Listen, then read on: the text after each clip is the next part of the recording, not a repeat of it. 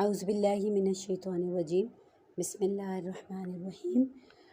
الحمدللہ تیسری اللہ تعالیٰ نے تحقرات جو ہے اس کی برکتوں اور سعادتوں تک پہنچنے کی توفیق عطا فرمائی ہے، اور انشاءاللہ تعالیٰ آج بھی ہم حسب روایت تلاوت قرآن پاک جو ہے اس کے ساتھ ساتھ ہم اس کی مختصر سی تفسیر جو ہے وہ دیکھیں گے، اور قرآن کو قرآن سے ہی سمجھنے کی کوشش کریں گے، اور اس کے بعد انشاءاللہ دعا کا سیشن ہوگا۔ میرا گلا کچھ اتنا اچھا نہیں ہے، لیکن آپ سب کی دعاؤں کے تو خیر اللہ تعالیٰ نے تھوڑا سا کھول دیا ہے، تو میں آپ سے بات کرنے کے قابل ہوئی ہوں۔ دعا کیجئے کہ یہ صحیح جو ہے وہ چلتا رہے، اور یہ جو تھوڑی سی آواز کی خرابی ہے اس کو نظر انداز کیجیے گا۔ اللہ آپ کو جزائے خیر عطا فرمائے۔ ہم نے جو ہے آج صبح کا جو ہمارا سیشن ہوا تھا اس میں ہم نے وہ سورہ دہر تک 29واں پارہ مکمل کر لیا تھا، اور اب ہم سورہ مرسلات جو 29ویں پارے کی آخری سورہ مبارکہ ہے وہاں سے اپنا سلسلہ کلام کو شروع کرتے ہیں۔ بسم اللہ الرحمن الرحیم۔ والمرسلات عرفا فالعاصفات عصفا والناشرات نشرا فالفارقات فرقا فالملقیات ذکرا عذرا او نذرا انما توعدون لواقع۔ یہ ٹوٹل 7 آیات ہیں جو صرف 2 لائنوں میں نے جو ہے آپ کو جو ہے وہ پڑھ کے سنائی ہیں۔ 2 لائنوں کے اوپر جو ہے مبنی ہے یہ، اور 7 آیات ہیں، اور کس قدر چھوٹی چھوٹی سی جو آیات ہیں پڑھنے میں بھی بہت ہی خوبصورت جو ہے وہ لگتی ہیں، سننے میں بھی جو ہے بہت ہی جو ہے عمدہ جو ہے وہ لگتی ہیں۔ اور مضمون اس کا کیا ہے؟ قیامت کی یادداشت ہے۔ قیامت کی یادداشت کس چیز سے کروا رہے ہیں؟ اللہ تعالیٰ ان ہواؤں سے کروا رہے ہیں کہ جو پے در پے بھیجی جاتی ہیں۔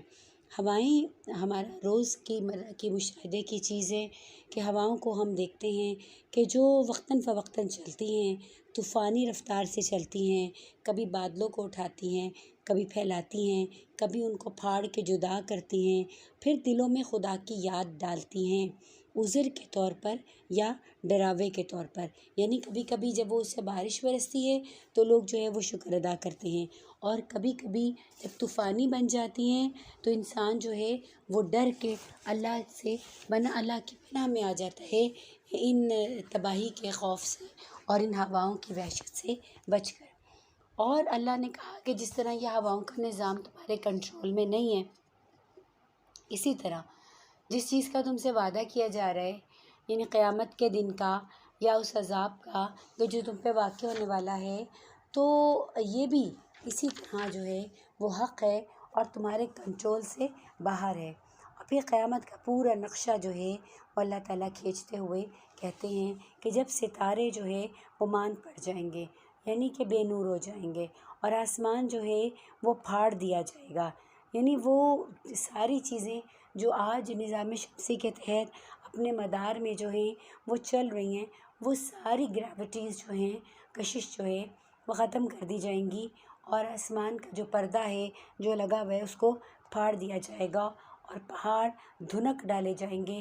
آج سالڈ پہاڑ جو ہیں وہ ہمارے سامنے موجود ہیں، لیکن پھر وہ پہاڑ جو ہیں ان کو کوٹ کوٹ کے ریزہ کر دیا جائے گا، جیسے کہ روئی کو دھنک دیا جاتا ہے۔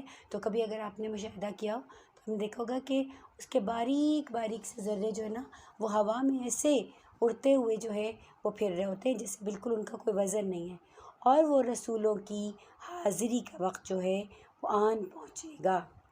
یعنی جب یہ ساری دنیا، یہ سارا سٹیج جو ہے جس پہ اپنا وقت گزارنے کے لیے ہمیں بھیجا گیا تھا، مجبور محض بنا کر نہیں بھیجا گیا تھا، بلکہ ہمیں ارادے کی قوت دے کر، ہمیں خیر و شر کی پہچان دے کر، ہمارے ساتھ کتاب دے کر اور ہمارے ساتھ پیغمبر کو بھیج کر اللہ تعالیٰ نے اس کائنات کے نظام میں ہمیں ایک چھوٹا سا ایک پرزہ بنا کر بھیجا تھا، ایک آلہ کار بنا کر بھیجا تھا، یہ دیکھنے کے لیے کہ اللہ نے کہ ہم میں سے کون جو ہے وہ اچھے عمل کرتا ہے اور کون اپنی تخلیق کے مقصد کو جو ہے وہ سمجھتا ہے۔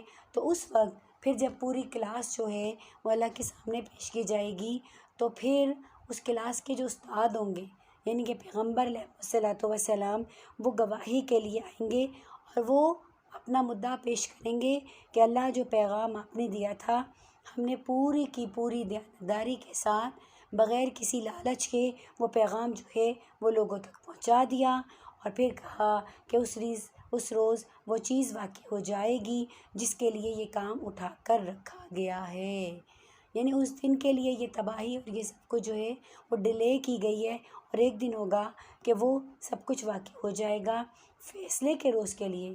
اور تمہیں کیا معلوم کہ وہ فیصلے کا دن کیا ہے؟ وَيْلٌ يَوْمَئِذٍ لِّلْمُكَذِّبِينَ، تباہی ہے اس دن جھٹلانے والوں کے لیے، یعنی جو یہ سمجھتے رہے کہ بس دنیا کی زندگی ہے، ہم اس کو جیسے بسر کرنا چاہیں بسر کرتے رہیں گے، یہ دنوں کا پھیر ہے، اچھے دن بھی آتے ہیں اور برے دن بھی آتے ہیں، لہٰذا ہماری زندگی میں نیکی کا اور برائی کا تو کوئی عمل دخل نہیں ہے، اور زندگی کا چکر ہے اور یہ ایسے ہی ہم پورا کریں گے اور چلے جائیں گے۔ کہا یہ بات نہیں ہے، سب کچھ ہو رہا ہے اللہ کے حکم کے ساتھ ہو رہا ہے، اللہ کی اجازت کے بغیر کچھ بھی نہیں ہو رہا، اور جس دن اللہ کا حکم ہوگا یہ سارا نظام درہم برہم کر دیا جائے گا۔ الم نہلک الاولین، کیا ہم نے اگلوں کو ہلاک نہیں کیا؟ پھر ان کے بعد پیچھے والوں کو بھی انہی کے ساتھ چلتا کریں گے، اور مجرموں کے ساتھ ہم یہی کچھ کیا کرتے ہیں۔ تباہی ہے اس دن جھٹلانے والوں کے لیے۔ کیا ہم نے ایک حقیر پانی سے تمہیں پیدا نہیں کیا بلکہ ایک مقررہ مدت تک تمہیں ایک محفوظ جگہ پر ٹھہرائے رکھا؟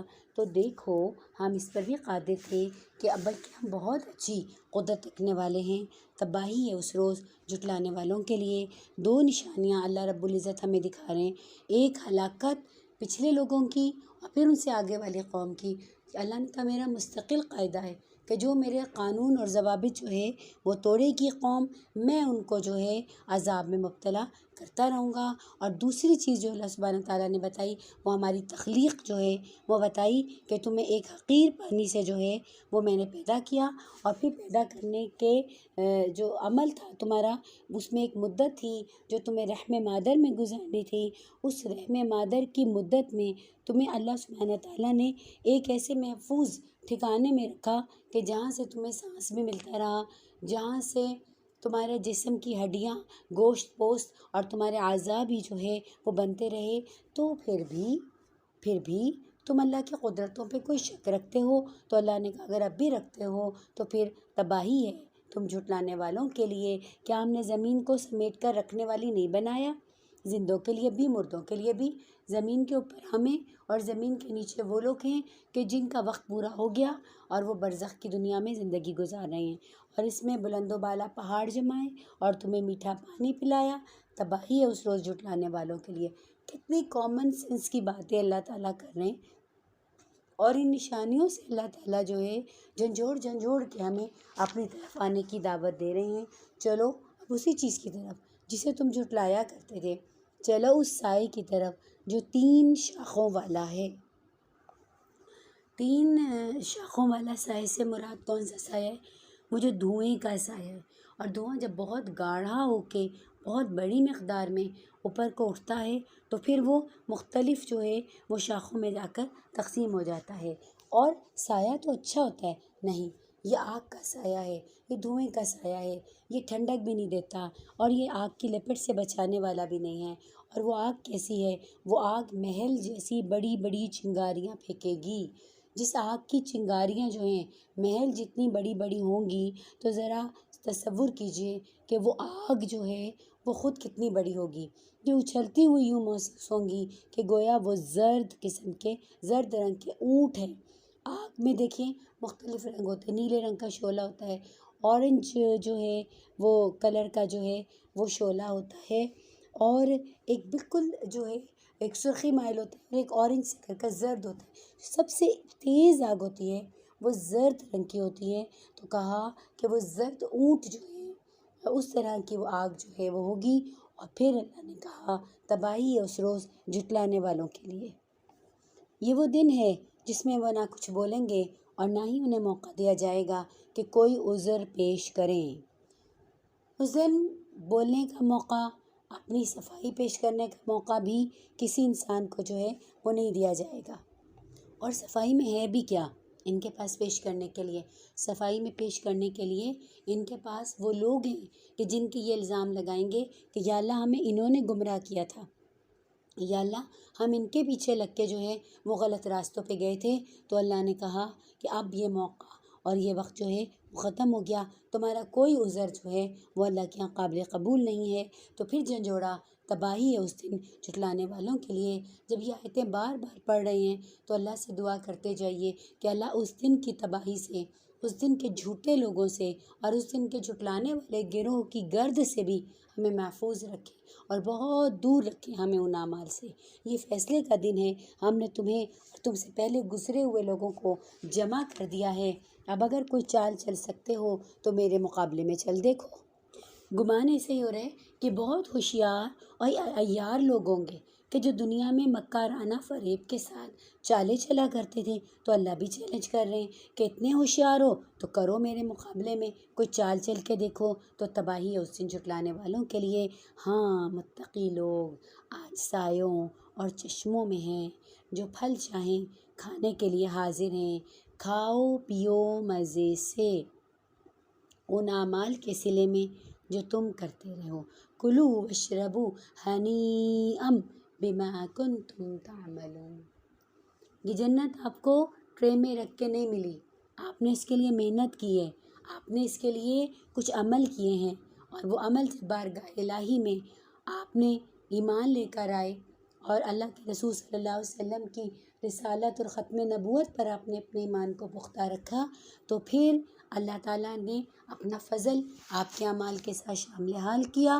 تو اب کیا ہے کہ آپ مزے سے ان اعمال کا صلہ پائیے، اور اللہ کہتے ہیں ہم نیک لوگوں کو ایسی ہی جزا دیا کرتے ہیں۔ اور ویل یومئذ للمکذبین، ایک دفعہ پھر جھٹکا لگایا کہ تباہی ہے جھٹلانے والوں کے لیے۔ کھا لو کر لو مزے، کتنے دن؟ بس تھوڑے ہی تو دن ہیں، یعنی اگر تم نے انکار کر بھی دیا اللہ کا، رسول کا، آخرت کا، تو کتنے دن مزے کرو گے؟ کلو وتمتعوا قلیلا، کھا لو مزے کر لو جی لو، کتنے دن؟ تھوڑے سے دن۔ اور پھر اے جھٹلانے والو، اے مجرموں، تم تو ایک دن ہو ہی مجرم، اور تم اسی جرم کی حالت میں اللہ کے پاس پیش ہوگے۔ تو تباہی ہے اس روز جھٹلانے والوں کے لیے۔ وَإِذَا قِيلَ لَهُمُ ارْكَعُوا لَا يَرْكَعُونَ، جب ان سے کہا جاتا ہے اللہ کے آگے جھکو تو وہ جھکتے نہیں ہیں۔ جھکنے سے مراد یہ ہے کہ اپنے نفس کو اللہ کی اطاعت کے لیے تابع کر لینا، اور اللہ کے احکامات کو ماننے کے لیے اپنے نفس کو اور اپنی مرضی کو جو ہے کچل کے اللہ کے آگے سر اطاعت جو ہے وہ تسلیم خم جو ہے وہ کر دینا۔ تو تباہی ہے اس روز جھٹلانے والوں کے لیے۔ اب اس قرآن کے بعد کون سا ایسا کلام ہو سکتا ہے کہ جس پر یہ ایمان لائیں؟ کہا جسے قرآن سن کے بھی ہدایت نہیں ملی، جو قرآن سن کے بھی ایمان نہیں لے کر آ رہا، تو پھر ایسی کون سی میجیکل چیز ہوگی کہ جس کو دیکھ کر وہ ایمان لے آئے گا؟ لیکن بدقسمتی ہماری، تصور کیجئے کہ ہم نے تو اس قرآن کو جو ہمارے پاس موجود ہے اس کو طاقوں میں سجا دیا، اس قرآن کو جو ہے مردوں کی کتاب بنا دیا، اس قرآن کو ہم نے پڑھا لیکن ثواب کے لیے پڑھا، اس کو پڑھا، اس کے پھیرے پہ پھیرے، اس کے پارے پہ پارے ہم نے ختم کیے، لیکن ایک آیت بھی ہم نے اس کی نہ سمجھی۔ تو بتائیے کہ بِأَيِّ حَدِيثٍ بَعْدَهُ يُؤْمِنُونَ، پھر کون سی بات ہوگی جس پر تم ایمان لاؤ گے؟ اگر قرآن ہی نہ کھولا، قرآن ہی نہ پڑھا، قرآن ہی نہ سمجھا، تو ہم ان تاخراتوں میں قرآن کو جو کھول کر بیٹھ جاتے ہیں، اپنی باقیہ عبادات اپنی جگہ، نوافل کا ثواب اپنی جگہ، ذکر و اذکار اپنی جگہ، اور دیگر عبادات جو ہیں وہ اپنی جگہ، لیکن قرآن کی ساتھ اس وقت بیٹھنا، اور چونکہ ہم عربی دان نہیں ہیں، اپنی زبان میں اس قرآن کو اس کے ترجمے کے ساتھ اپنی آنکھوں سے کھول کر اس کو، آنکھیں کھول کر اس کو پڑھنا، اپنے کانوں سے اس کو سننا اور اپنے دل میں اس کو جذب کرنا، تو پھر میں نہیں سمجھتی کہ اتنے پتھر دل ہم ہوں گے کہ ہمارے دل نہ پگھلے۔ میں نہیں سمجھتی کہ اللہ نے ہمارے کانوں کو اگر سننے کی توفیق دی ہے تو ہمارے کانوں میں بوجھ ڈال دے گا کہ ہم اس کو جو ہے سنیں اور سن کے گزر جائیں۔ اللہ نہ کرے کہ ہم دل کے بہرے، آنکھوں کے اندھے اور کانوں کے بہرے بن کے اس قرآن پہ سے گزریں۔ اللہم اجعل القرآن ربیع قلبی ونور بصری وجلاء ہمی وذہاب غمی۔